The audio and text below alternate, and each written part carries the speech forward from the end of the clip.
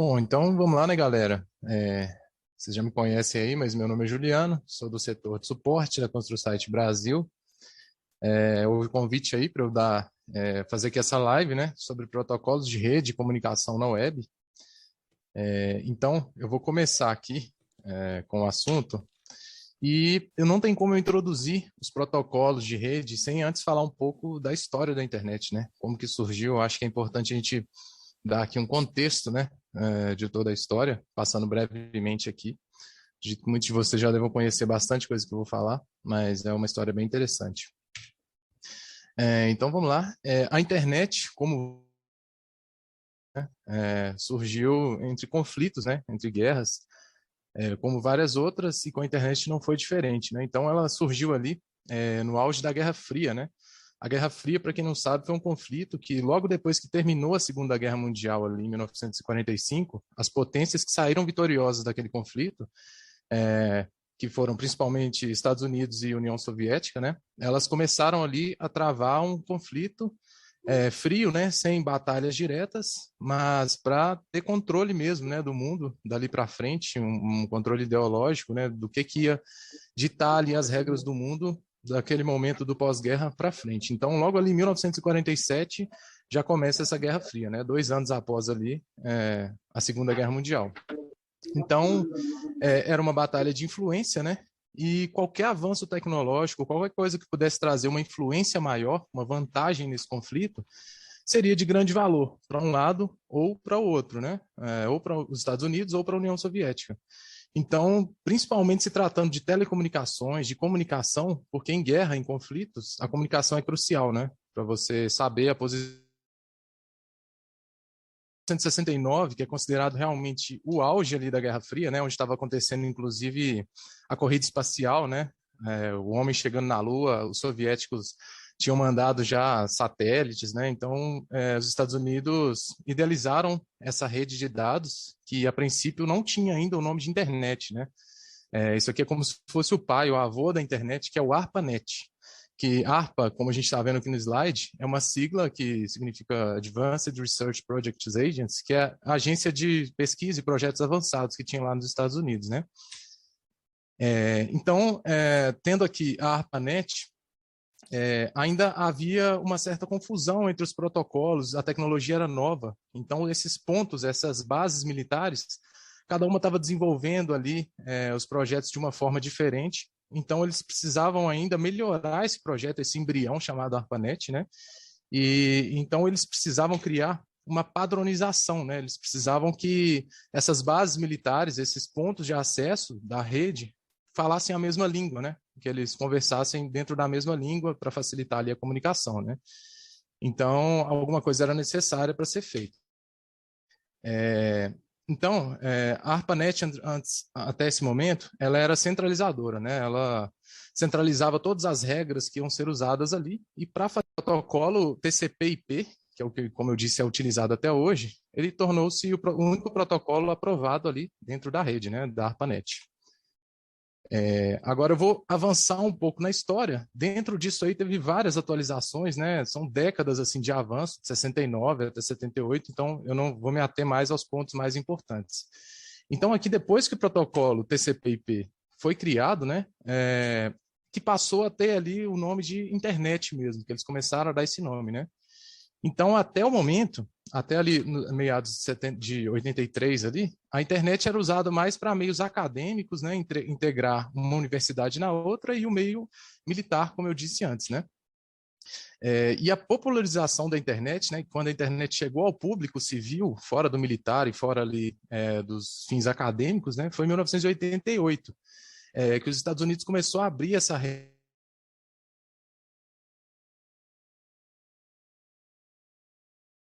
hoje de fibra ótica, é uma coisa bem mesmo, velocidades assim, bem baixas do que existe hoje. Ali já era o início do que tem hoje, no final dos anos 80, né?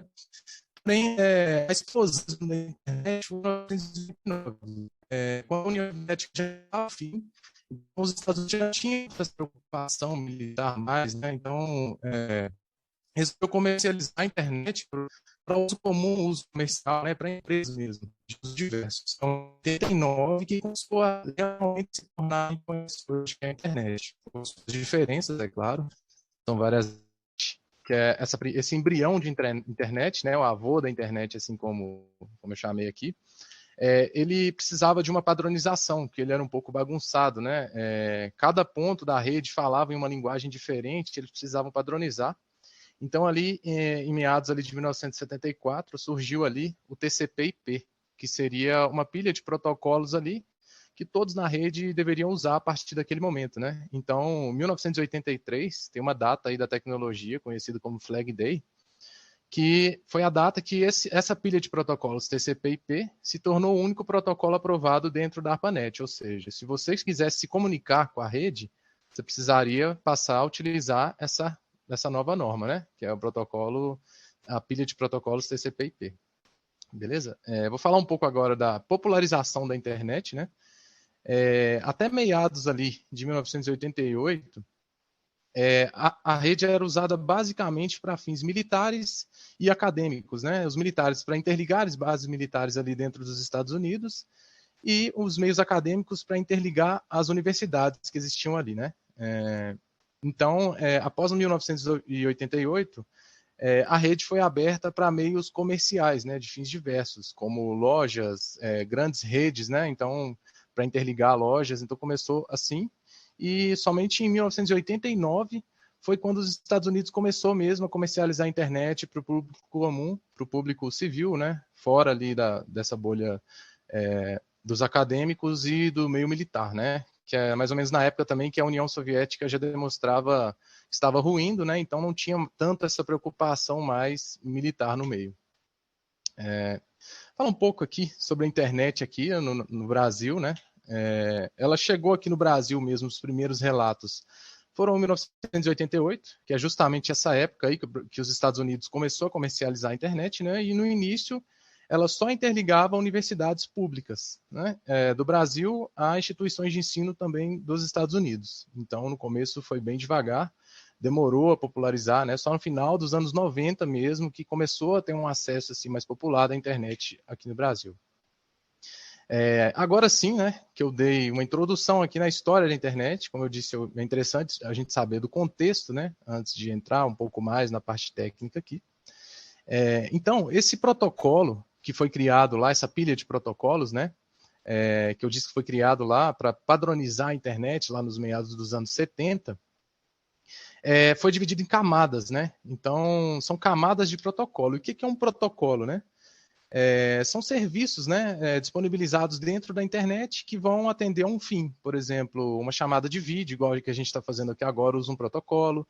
Para você se conectar à internet, você usa um protocolo, né? Então, funciona dessa forma. E eu vou dar uma explicação aqui mais aprofundada em cada uma dessas camadas, né?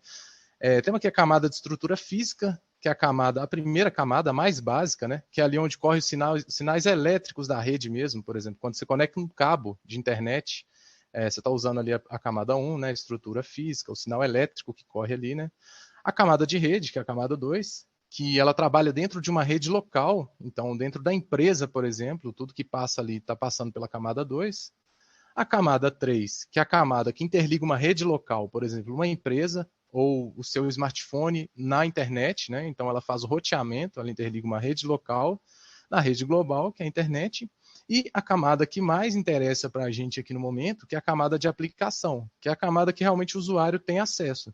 Que é quando você acessa, por exemplo, uma chamada de vídeo, você vai estar usando elementos da camada de aplicação.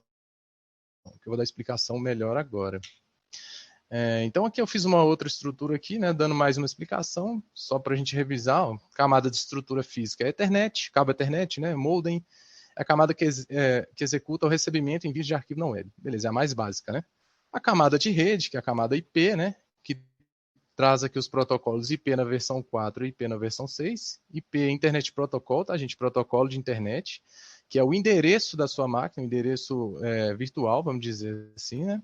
Que é a identificação mesmo do dispositivo dentro da rede, né?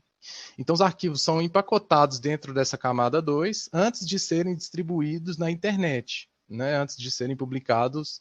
Por exemplo, quando você manda um WhatsApp para um outro telefone, por exemplo, ele vai vir já na camada 3, porque ele saiu da rede local, que é a rede Wi-Fi, por exemplo, que o seu dispositivo está conectado, e caiu na rede global, que é na camada de transporte, né? Que a gente tem os protocolos aqui, TCP, UDP, que eu não vou dar tanto foco, né? Igual eu expliquei, o que eu vou dar foco aqui é na camada de aplicação, que é a camada que realmente o usuário comum tem acesso e consegue identificar aqui mais fácil os serviços prestados por ela, né? Então, alguns SMTP, que é protocolo de e-mail, POP, IMAP, FTP, né, que é de transferência de arquivos, SSH, DNS, SSL. Eu vou dar uma explicação melhor, vou passar nos mais importantes aqui, o que a gente mais usa, né, principalmente aqui na ConstruSite no dia a dia.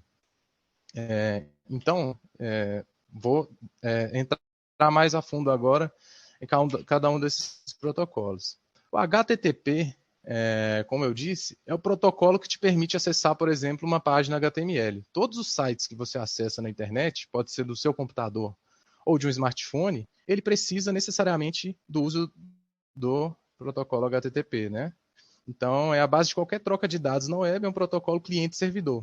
Como que funciona esse cliente-servidor? Quando você digita lá, por exemplo, www.construsitebrasil.com.br, você é o cliente fazendo uma requisição de um site. Então, o servidor te devolve o conteúdo da página, né? Então, quem faz tudo isso é o protocolo HTTP.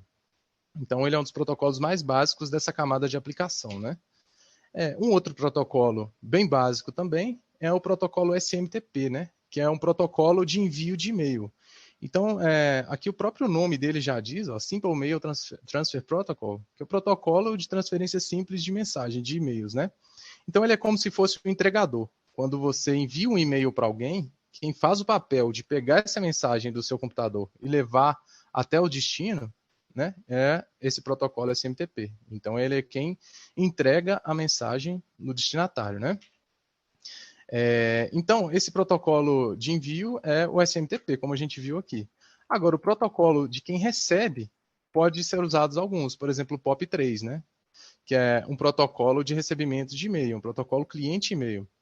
Ele é um protocolo limitado, não oferece muitos recursos, mas ele, por exemplo, dá uma vantagem de que você precisa ter menos recursos no servidor de e-mail, onde as mensagens podem, por exemplo, ficar salvas no próprio dispositivo, no computador de quem está usando, né? Então, libera espaço no servidor, utiliza menos recursos no servidor, vamos dizer assim, né? Mas é um protocolo bem básico também. O outro protocolo, digamos assim, concorrente do POP3, é o protocolo IMAP, né, que é um protocolo, ele se assemelha ao POP3, porém ele traz alguns outros recursos. Ele funciona como se fosse um espelho do servidor de e-mails. Tudo que está no servidor de e-mails está no dispositivo que você está usando. Então ele é mais completo, né? Ele puxa mais mensagens, itens enviados e coisas desse tipo. Então o protocolo IMAP também, protocolo aí de e-mail. Protocolo FTP, que é o File Transfer Protocol, que é sempre quando você vai transferir um arquivo entre dois dispositivos ou até mesmo baixar um arquivo, né? Por exemplo, um Dropbox. O Dropbox, por exemplo, ele não usa exatamente o FTP, mas ele tem origem aqui no FTP, né? Nessa transferência de arquivos. Ele é um protocolo que hoje já está um pouco defasado por questões de segurança, né, dos arquivos que estão sendo transferidos. Então, hoje, essas plataformas, por exemplo, como o Dropbox, elas já utilizam protocolos mais avançados, como o SFTP, que é um protocolo que tem uma série de criptografias aqui, né, por trás, então ele torna o acesso a esses arquivos mais seguro. E o FTPS, né, que é parecido, mas usa um tipo de criptografia um pouco diferente. Então, esse é um outro protocolo importante na transferência de arquivos, né? O DNS, né, que a tradução aqui é Domain Name System, que faz aqui a tradução, né, dos nomes, porque eu tenho um exemplo aqui, ó. Quando você entra no site construsitebrasil.com.br, o endereço real desse site não são essas letras, é esse IP, esse número de IP, né? Só que o ser humano, ele tem muito mais facilidade em decorar nomes, frases, do que números, né? Então, é muito mais fácil a gente decorar construsitebrasil.com.br do que decorar 189.113.174.94.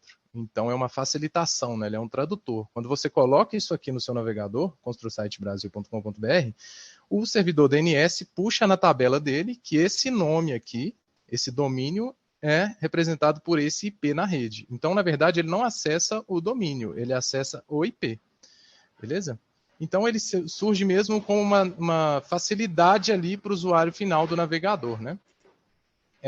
Tem um protocolo também muito importante, né? Que é o SSL, que é um protocolo de criptografia, né? Que ele faz a criptografia para os seus dados não serem capturados no meio do caminho. Por exemplo, é muito utilizado em pagamento de loja virtual, para você ter a segurança de colocar os seus dados ali, os dados do seu cartão de crédito, por exemplo, e ter uma segurança de que esses dados não vão ser capturados e ser usados em algum tipo de fraude, né? Então, o protocolo SSL, ele criptografa esses dados na ponta, né? Na pessoa, por exemplo, que está fazendo uma compra na loja virtual, até o meio de pagamento, né? Por exemplo, aí o Galaxy Pay, por exemplo, que é o meio de pagamento. Então, ele encapsula esses dados para que ele não seja capturado no meio do caminho, né? Para que chegue até no servidor do pagamento. Então, ele oferece aqui 3 serviços principais, né? A autenticidade, que chamam, né? Que é o servidor que apresenta o certificado está na posse da chave privada, que corresponde à chave pública no certificado. Então, a criptografia, ela funciona nessa forma. Tem que ter uma chave pública e uma chave privada. Se, por exemplo, algum hacker captura esses dados, ele não vai ter como decifrar os dados, porque ele não tem acesso às chaves, né? De codificação. Integridade ali da página, né, ou do serviço que você está acessando. A página que está com o certificado SSL não foi alterada no momento do acesso, né, então você tem uma garantia maior de que aquela página ou aquele serviço realmente é legítimo, né, que não está se passando por um serviço ou se passando por um site. E a criptografia, que é um encapsulamento ali, encriptografa, embaralha esses dados nas duas pontas. Então, o que impede de ser capturado os dados e usado aí para alguma fraude, igual eu expliquei. Eu coloquei aqui agora alguns marcos aqui, né, da história da internet, algumas coisas que eu senti aqui que era importante de dizer e até para refrescar aqui o que a gente já falou até o momento. 1969, eu gosto de pôr por datas, assim, que eu acho que é mais fácil da gente lembrar depois. Né? 1969, auge da Guerra Fria, corrida espacial, Estados Unidos e União Soviética, surgiu lá a ARPANET, né? Que eu disse que é como se fosse o avô da internet, que era bem rudimentar, assim, uma coisa bem na necessidade do momento, né? Ali entre 1970 e 1980 surge o termo de fato que a gente usa até hoje, que é a internet, com a popularização da pilha de protocolos TCP/IP. 1981, o IP é um elemento comum encontrado na internet pública, né? Que é quando é criado mesmo o IP, o endereço de internet, né? 1990 ali, final de 99, 2000, quando surge mesmo as páginas web, né? Quando começa a popularizar para o público comum, de acessar sites, blogs, né? Então foi ali já no final dos anos 90, na virada ali do século, né? 2007, né, o Steve Jobs apresenta o primeiro iPhone, né, que foi um marco também, porque hoje boa parte da internet, das páginas são acessadas de dispositivos móveis, e essa data, em 2007, é muito importante, porque o iPhone que trouxe essa virada de jogo mesmo, né, que começou ali o computador a ficar um pouco de lado e os dispositivos móveis tomar o lugar. 2008, um ano depois do iPhone, né, lançam lá o sistema operacional Android, né, que também é o mais popular do mundo hoje, né, então foi um ano depois do iPhone. E no ano de 2021 eu encontrei alguns dados que a internet tem 4,66 bilhões de usuários ativos, né? Então é um marco importante também. A internet tem se tornado cada vez mais importante, né? O mundo hoje, tudo depende de internet praticamente. Então achei importante colocar esses marcos aqui, né? E é isso, galera. Queria mais dar uma apresentação aqui sobre a história da internet, né? Alguém quer fazer uma pergunta? Deixo esse espaço aqui aberto para vocês.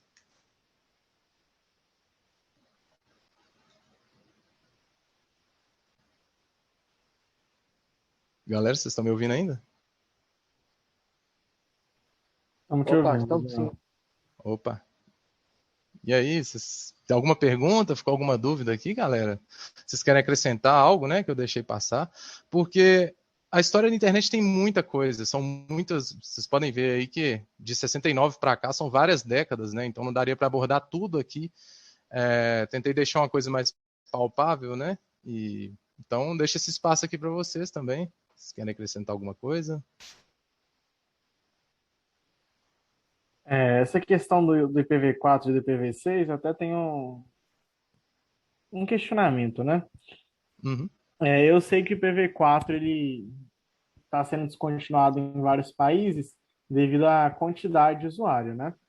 O IPv4 ele tem um limite e ele é por rede, não por máquina, né? Já o IPv6 ele é por dispositivo, né? Não por rede.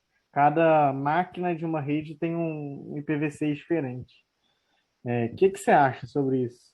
Olha, o IPv4, né?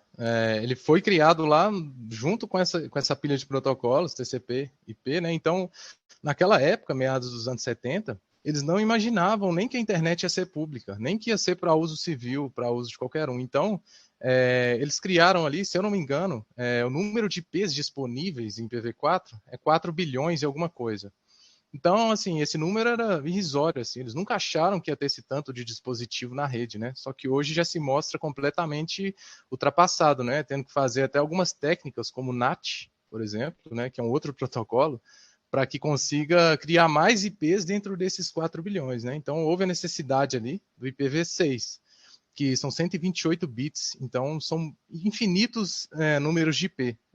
Já vi até uma frase que diz o seguinte: tem mais grãos de areia na Terra do que tem menos grãos de areia na Terra do que números de IPv6. Então são praticamente infinitos. Você poderia dar um número de IP para cada grão de areia que existe no planeta, que ainda assim sobraria endereços. Só que tem um problema, né? Tudo já roda em cima do IPv4. Tudo, todos os dispositivos, quase todos os serviços. Então tem realmente essa dificuldade na implementação do IPv6, né? Mas é uma coisa que é inevitável. Vai acontecer um dia de cada vez mais o IPv6 ir substituindo o IPv4, exatamente por causa dessa escassez de endereço, né? Então eu acho que é inevitável. Um dia a gente vai ter predominância do IPv6, o que não acontece hoje. IPv6 e IPv4, gente, é versão, tá? IP versão 4 e IP versão 6, que tem diferenças, né? Exatamente nesse número de IPs disponíveis, né? Então, acho que é isso. E aí, mas alguém quer perguntar mais alguma coisa, gente? Ô, Juliano, Oi? tem alguns sites que às vezes a gente acessa e tá assim, ó, www, ou às vezes tá www2, Uhum. www1. Tem alguma coisa a ver com o protocolo? Olha, isso realmente, assim, de cabeça, assim, eu não sei, viu? Posso pesquisar depois. Já reparei isso mesmo, mas assim, eu até tive curiosidade, mas realmente não sei o motivo desse www. Se alguém que souber aí também quiser acrescentar pra gente, é uma boa pergunta. Assim, de cabeça, assim, eu não sei realmente o porquê que aparece esse www2 ou www1, né? Então, pode ser uma coisa que a gente pode trazer aqui depois. O Sobral é para reduzir a carga Aí, do Lucas. servidor. É, sites muito grandes, eles geralmente usam www2, www3, 4, 5, 6 para não sobrecarregar o servidor e dividir as respostas, sabe? Cada servidor diferente responde os usuários de uma forma diferente, ele vai redirecionando. Nossa, vai apontando para vários servidores ao invés de um só, né?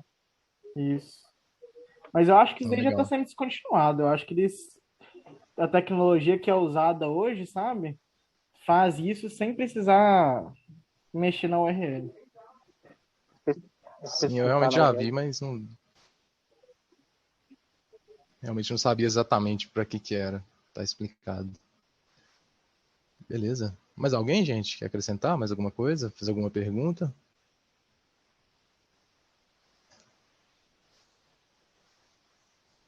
Bom, então acho que é isso, né? É, acho que é isso. Deu para entender um pouco mais, né, sobre como funciona a internet aí e as utilidades que ela tem para a gente hoje em dia. Então agradecer aí a atenção de todo mundo, né? Deu um probleminha aí na live que caiu aqui, não sei o que houve aqui com o Zoom, mas foi um prazer aí, gente. Eu agradeço vocês terem dedicado um tempo para vir aqui me ouvir, né? Então é isso. Vamos terminando por aqui.